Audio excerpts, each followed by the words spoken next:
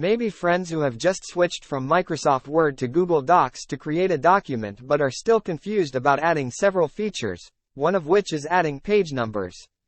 Although Microsoft Word and Google Docs have the same function and some features are not much different. Well, as for adding page numbers in Google Docs, the method is very easy. First of all, open Google Docs, which we will add page numbers to. To make or add page numbers in Google Docs, we can find the options on the Format menu and Insert menu.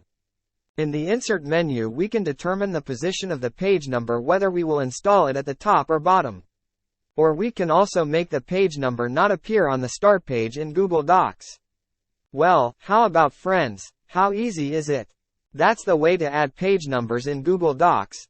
I hope this tutorial can be useful for all of you.